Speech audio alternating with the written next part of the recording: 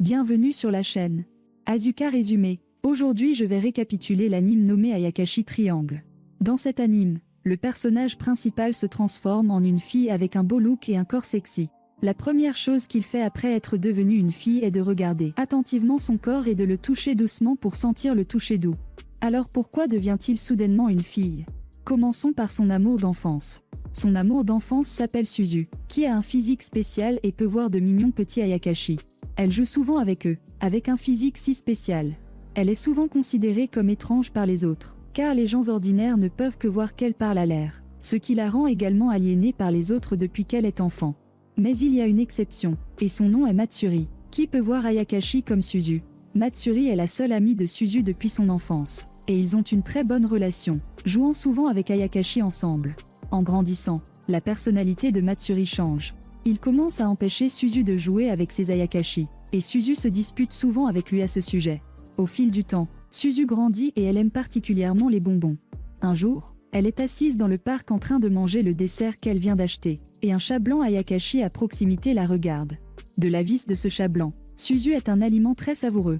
Alors que le chat blanc est sur le point de bouger, Matsuri apparaît soudainement et attrape le chat blanc. Le chat blanc prétend être timide et est un Ayakashi très puissant.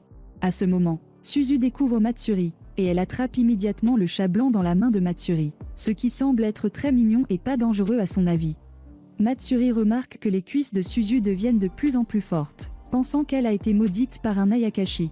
En colère, Suzu donne un coup de pied à Matsuri. En fait, Suzu vient de prendre du poids dans ses cuisses parce qu'elle a mangé un dessert récemment.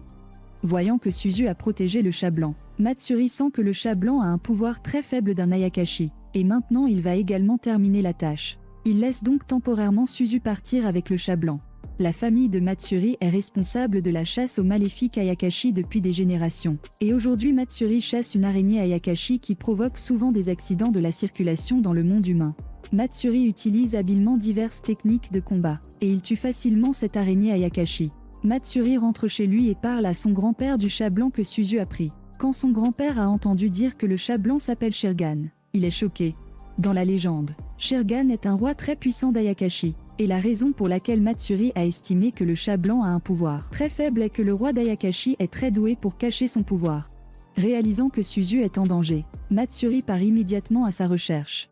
Il se souvient de ce que son grand-père a dit quand il était enfant que Suzu est un médium Ayakashi très rare. On dit que parce que sa vitalité est trop forte, elle attirera Ayakashi à proximité. Au fur et à mesure que Suzu grandira, l'Ayakashi qu'elle attire deviendra de plus en plus puissant. Tant que ces Ayakashi mangent Suzu, leur pouvoir sera renforcé. À partir de ce jour, Matsuri a décidé de protéger Suzu à tout moment. En ce moment, Shirgan est devenue la véritable forme du roi d'Ayakashi, et Suzu a appris de Shirgan qu'elle est une médium Ayakashi. Elle se rend compte que Matsuri doit connaître son identité depuis longtemps, et la raison pour laquelle il a changé de personnalité et chasse toujours les Ayakashi autour d'elle est qu'il veut la protéger. Alors que Shirgan est sur le point d'attaquer Suzu, Matsuri arrive enfin et se bat bientôt contre Shirgan. Mais en un instant, l'arme de Matsuri est brisée, et Shirgan est si puissant que Matsuri ne peut pas le tuer du tout. Matsuri lance son attaque la plus puissante, utilisant Wind Ninjutsu pour frapper Shirgan en l'air, puis utilise le parchemin de plafond que son grand-père lui a donné. Ce rouleau de plafond contient le pouvoir de son grand-père accumulé pendant 30 ans, et tant qu'il est utilisé avec succès, il peut sceller Shirgan. Shirgan éclate toute sa puissance au dernier moment, en utilisant une compétence de transition de genre contre Matsuri. L'instant suivant, le pouvoir de Shirgan est scellé et il revient à la forme du chat blanc, puis s'enfuit immédiatement. À cette époque, Matsuri se transforme de manière inattendue en une fille, avec un beau look et un corps sexy. Matsuri et Suzu sont stupéfaits par le changement. Matsuri rentre chez lui, et son grand-père ne peut pas non plus faire revenir Matsuri à sa forme originale. Ce n'est que lorsque Shirgan sera repris que Matsuri pourra revenir à sa forme d'origine. Matsuri commence à étudier le corps, seulement pour être vu par Suzu. Suzu ne peut s'empêcher de se plaindre de l'obscénité de Matsuri. Après s'être disputés, les deux se sont finalement calmés. Suzu apporte à Matsuri des vêtements de fille et lui apprend à porter des sous-vêtements de fille. Matsuri décide d'aller à l'école avec Suzu pour la protéger tout en cherchant où se trouve Shirgan. Sur le chemin de l'école, Suzu rappelle à Matsuri de ne plus étudier le corps féminin avec désinvolture. Matsuri explique que si Suzu devient aussi un garçon un jour, elle étudiera certainement le corps comme lui, et Suzu rougit immédiatement quand elle entend ces mots. Depuis lors, Matsuri a suivi Suzu à l'école pour des leçons. La belle apparence de Matsuri attire immédiatement l'attention de ses camarades de classe. À ce moment-là, Matsuri sent le pouvoir de Sharingan, et il se précipite immédiatement hors de la classe, suivi par Suzu. Matsuri trouve Sharingan dans l'herbe près de l'école, et Sharingan exige que Matsuri lui remette le parchemin qui scelle ses pouvoirs. En échange, il aidera Matsuri à se retransformer dans son corps d'origine. Matsuri sent que Sharingan veut toujours manger Suzu et rejette son offre. Voyant que Matsuri n'accepte pas son accord, Sharingan a l'intention de convoquer ses subordonnés pour attaquer Matsuri. Cependant, rien ne s'est passé depuis longtemps, et en ce moment, Suzu écran à proximité.